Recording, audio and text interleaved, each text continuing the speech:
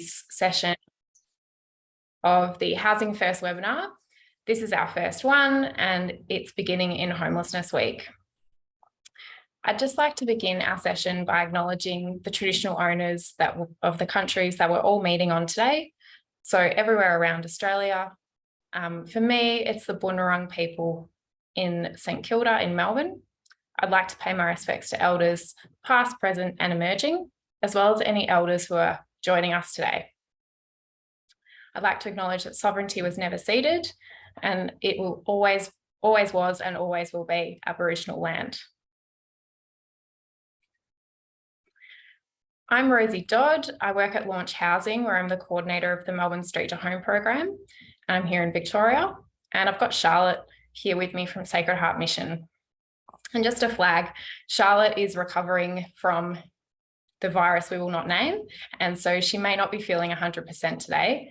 And if coughing overcomes her, I'm going to jump in. Just a reminder to please remain on mute. And if you have any questions, please use the Q&A function. We'll get to them at the end if we have time. And just a reminder that we're recording this session, so please feel free to have your video off as well if you'd like. Any questions on practice and practice challenges we'll give to the presenters for next week, while this week we focus on what the principles are. So this is just an overview of the webinar series that we're presenting. As you can see today, we're starting with the first two principles. Everyone has a right to a home and housing and support are separated. You'll see then in a fortnight's time, we'll be delving into the practice of those two and it will continue on from there. So if you haven't already registered, really encourage you to do so. And just before we begin, perhaps to get the elephant in the room out of the way, which housing first are we talking about? The term housing first does get used quite a lot these days, which is exciting, but can also pose a few challenges. We talk about fidelity a lot when it comes to housing first. And as this quote articulates, various researchers have detailed concerns or potential concerns with the term housing first being used in different ways. It can mean that we move away from a specific approach and that can reduce the effectiveness. It can mean that there's variations which might not adhere to true fidelity of the model, which can then bring the model into question. And it's hard to implement in policy and strategically if it's unclear what we're talking about. And ultimately, this can all lead to the people who most need the support not receiving an effective service. So throughout this webinar series, we'll be presenting on high fidelity housing first practice, what the principles are and how it's implemented. We feel this is really important to ensure clarity on what's being delivered and funded to the correct cohort and to enable effective outcomes to be achieved and measured. We recognise this is not always what's funded or how policymakers understand housing first, but despite not being funded to be a high fidelity model, services can still implement housing first elements into their practice. For example, housing first practice invites a range of services to implement the specific approaches and philosophies of the principles into their day-to-day practice, such as harm reduction or emphasising the importance of building social and community inclusion. So we hope that this webinar series is useful to you, whether you're working in a service that's funded to be delivering housing first support or you're in another part of the homelessness sector and you're just coming for interest today.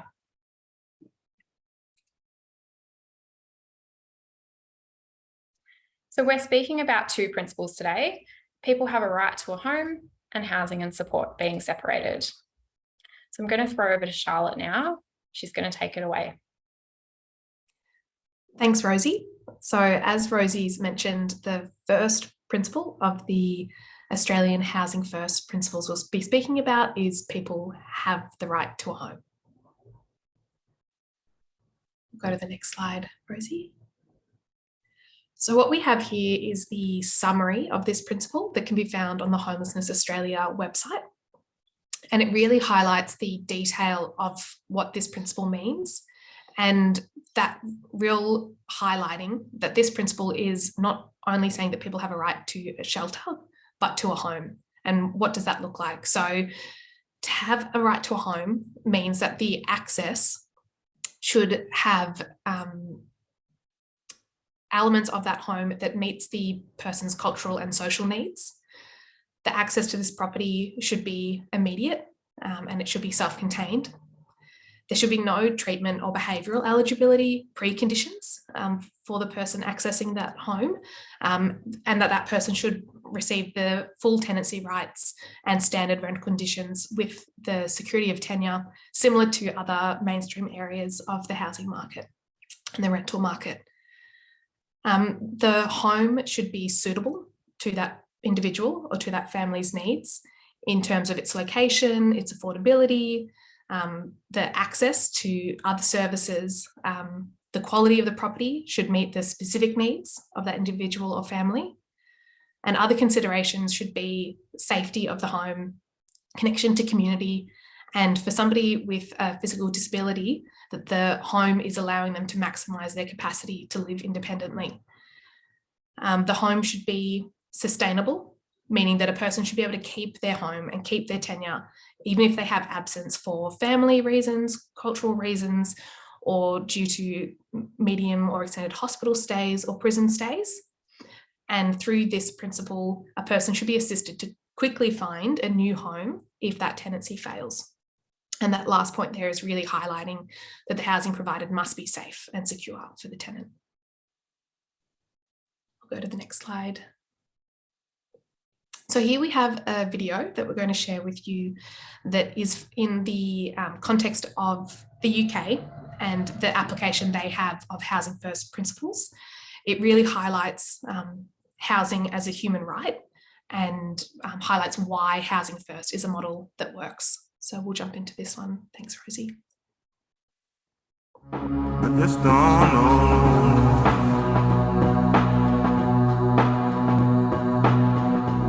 Everyone deserves bricks and mortar. I just don't know. And everyone should have a place that they can call home. I ain't had that opportunity before, sort of thing. I can't really nail my own flat. So if I did have it, my own dog, my kids, another life, what I needed. Yeah, another life I needed. If you have a mental health issue, if your relationship's broken down, if you have a drug or alcohol issue, you still deserve somewhere to live. That's the basic ethos of Housing First. Si tienes una casa y tienes un apoyo, ya es buscarte el futuro. There's not very many that want to stay on the street, but there's not many avenues to try and get up it. And I just lost hope, didn't I? Lost my dignity, self-respect.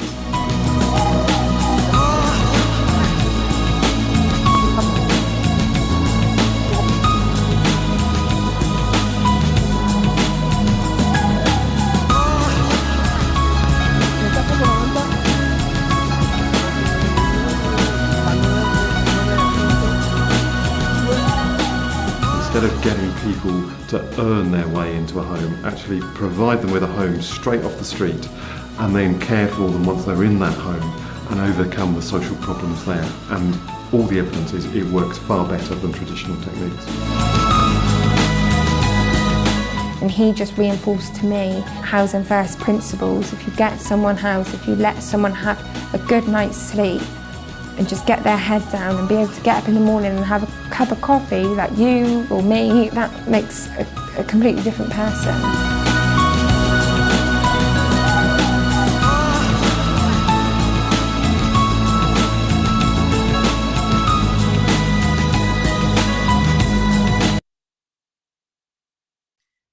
Thanks, Rosie. So we'll head to the next slide. That video there, I really like at the end how it uses the metaphor of a ladder and the way in which people move up different rungs, but often fall further down on the steps in the traditional homelessness policy or service system. I'm going to speak a little bit about the staircase model, which also speaks about kind of those steps or stages of the traditional homelessness service system. So we can see here that if somebody is experiencing homelessness, they might be on that first step of the staircase. And in the traditional homelessness service system, that person might present at an access point. And I will name both Rosie and I work in Victoria, so there may be some Victorian context filtering through. So please feel free to add in the Q&A any questions relevant to your state or territory. So a person might present to an access point and meet with an intake worker who completes an initial assessment and planning document. That person's support needs are assessed, their tenancy history and their experience of homelessness is recorded and collated. And depending on stock and availability, but also depending on that person's previous tenancy history, the person may receive some emergency funding for an overnight shelter, a crisis accommodation stay, maybe a few funded nights in a hotel. They might then be asked to come back and meet with a worker to work more collaboratively on some housing applications. What we see for some people who might be have experienced chronic homelessness or have more complex support needs, the traditional homelessness system isn't set up to support that person immediately into a self-contained home with ongoing tenure.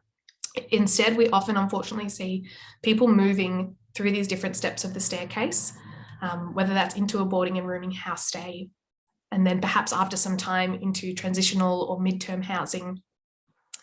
And this staircase model uses a critique of the traditional homelessness system in terms of the idea of housing readiness.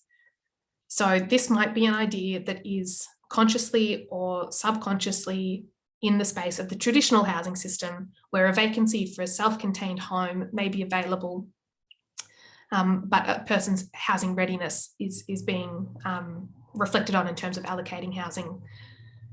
What Housing First asks us to do, and this first principle that I'm speaking about, is to forget about housing readiness and to rapidly house individuals with support to support that person to a self-contained home with ongoing tenure. I really like this visual of the staircase model. I think a lot of people working in the service sector, and obviously people who access the services in this sector, can really resonate with that visual from the video of going between the different rungs, of it not being a linear process, whereas Housing First really challenges that traditional model and encourages rapid housing into self-contained ongoing tenure. Thanks, Rosie. This next slide speaks to the evidence for Housing First. In the video, they really highlighted that evidence shows that Housing First does work and it is cost effective. And we can see some retention rates for housing from application of programs that use Housing First principles in their work. One of the examples here, J2SI, or Journey to Social Inclusion, is a Melbourne-based program provided through Sacred Heart Mission. And we can see that in the phase 2 of their program, after 3 years, there was a retention rate of 82%. We'll go to the next slide. So where did Housing First come from? Housing First originated in New York in response to the needs of a small group of people who had been experiencing that chronic homelessness with very high support needs. So in this instance, rapid housing was paired with intensive support to assist with establishing, settling into and sustaining these homes. And from there, Housing First has moved into many different parts of the world. And this webinar series will be speaking to the Australian context of applying Australian principles of Housing First. Hand over to you, Rosie. Thanks, Charlotte. So I'm going to go on to talk about the second principle today, housing and support being separated. And as Charlotte articulated, where Housing First has come from and the way that it's implemented now is not just about the provision of housing, it's also the support that goes alongside it. So here's the principle as it's taken from the Australian Housing First Principles document, which is available through the Homelessness Australia website. And you'll start to notice overlap between this principle and the first. And in fact, all of the 8 principles hang really nicely together and there is some overlap between them.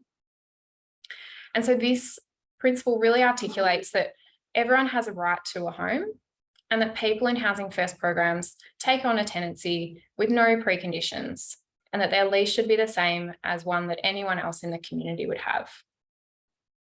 There are elements of this principle here that articulate how support is to be provided, like the continuity subheading, which talks about support being available to people across different living situations and different tenancies.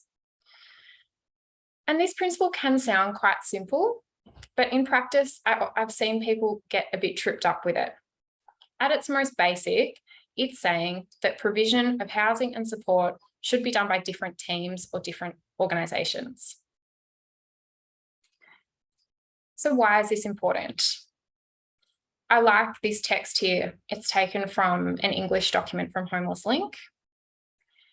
And I think it's a good reminder that people in Housing First programs have the same tenancy rights as anyone else. Home can't be taken away from someone arbitrarily in Housing First, and that leads to a sense of security, which builds people's ability to recover from their experience of homelessness. It's really linked to trauma-informed practice, that for people to feel safe and empowered and begin recovery, they should not feel like their home can just be taken away from them. And I think if this principle is done well, it is the foundational element for lots of other work to happen effectively in Housing First. So how do these two services come together in this model? It's very important that there's clear, close, well-communicated working relationships between housing and support. So from the housing or tenancy side, like I've said up the top, there's no clause in a lease for someone in a Housing First program about them needing to engage with support, or for that matter, being abstinent of substances or engaging in mental health treatment. It should be a lease that mirrors one that anyone else in the community would sign. So that means as well that people may stop engaging with support and keep their tenancy. Lease violations here mean the same things for anyone else signing a lease that would lead to a tenancy to end: rental arrears, damage, antisocial behaviour. And I'll probably say this a few times today, but when it comes to a tenancy failure, Housing First takes a learning orientation to things. So it's a learning opportunity to reflect with someone on what's gone well, what's not gone so well, what worked in the past, and where do we need to get to, what needs to change. It also means that any circumstances where a tenancy might not be going well, attempts should be made to transfer someone early or relinquish and work on the issues that led to the concerns, as opposed to ending up in an adversarial tribunal setting, which can be expensive and not a nice experience for anyone. And the last point here says that ideally, you would perhaps hope that people can graduate away from the support service and remain housed, but there's no pressure to. As a final point, it does mean that in a Housing First model, perhaps the housing provider will have the long-term relationship with someone as opposed to support, but they don't have to. And moving across to what support roles would look like. As it says there, support can follow across geographical boundaries and in and out of housing options. So a support team in Housing First really can't have a catchment area. It needs to be flexible. There's continuity of support for people moving in and out of institutions, which might look like a custodial setting, a long-term hospital stay, a rehab or detox. And this point around advocacy, support will obviously be mindful of their colleagues, or should be, their colleagues in housing and tenancy, about the challenges they might be facing with a tenancy, but support can be really strong in their focus on advocating for the person who's in the tenancy, as opposed to needing to worry about what's happening with the property and neighbours. And finally, this last point is so important. People can be open with their support workers and support team about what their needs are or issues they're having, because it won't impact their housing. Again, this is linked to trauma-informed practice and recovery. So what are the benefits of this model and having housing and supporting separate? Bit of a spoiler alert for future weeks, but working in this way really promotes other principles of housing first being able to be implemented.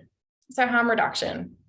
As I just mentioned, the ability for someone to be open and honest about their drug or alcohol use or other harmful behaviours in their life ideally leads to a trusting and respectful relationship between the support workers and the people they're working with, because service users can understand that talking about their concerns or issues is not linked to either getting housed or being evicted.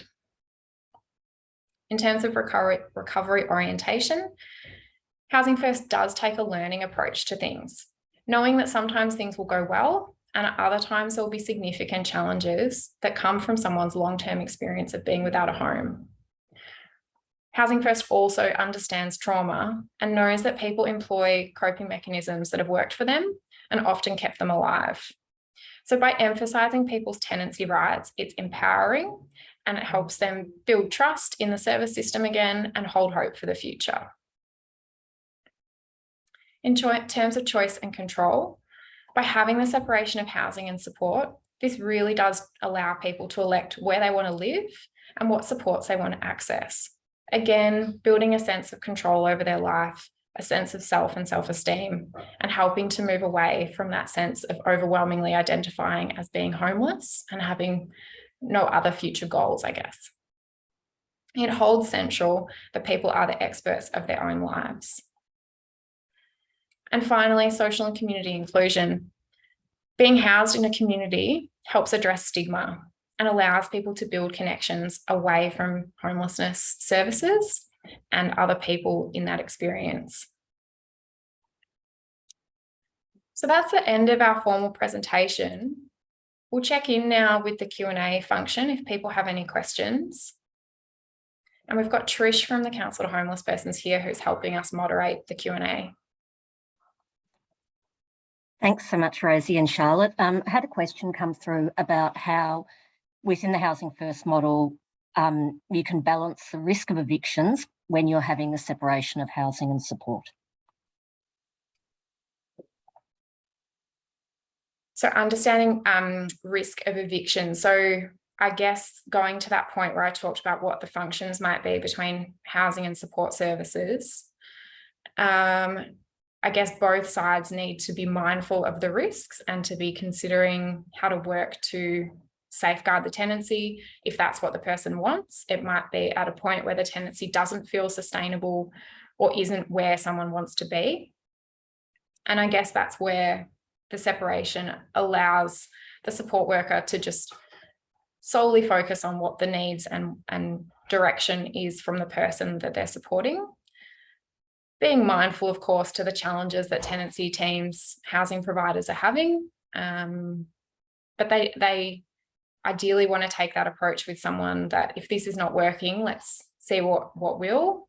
Can we find something that's more suitable and look to the future, learn from this opportunity and move forward? So I think you need to be mindful in whichever hat you're wearing, tenancy or support, of the risk of eviction, but ideally the support can be led by the person who's in the housing themselves. I hope that answers that question. If you need to clarify, please pop that in the Q&A too. I think something else that comes to mind with the principle that Rosie's just been speaking about is that second principle is asking us to remove disengagement from support as a risk of eviction. So that's where in some other setups of tenancies, if it's required for somebody to be engaging in support to sustain their tenancy, then that's another reason that that person may be at risk of eviction, whereas this Housing First principle of housing and support are separated means that disengaging from support in and of itself isn't reason for risk of eviction. Thanks, Charlotte. Another question just came through, which said in typical programs or non-housing first programs, often techniques such as head leasing or landlord incentives are used. to engage with the private rental market, and would that be something that could also be used in Housing First programs? Sure. So other jurisdictions internationally often use something like a head lease model, and that's fine if that's what's going to work. I think that can often also promote people's choice about what's available. If you can source something in the private market, you might be able to tailor that towards someone's preference areas better, particularly thinking of, traumatic experiences people might have had. They might have some really specific needs around what a property looks like, exits, no stairs, or accommodating for people with, disability modifications needed. So I don't think that that's in contrast to Housing First by any means. Other jurisdictions, particularly in Europe, do use a head lease model. Just depends on the financial setup, I guess.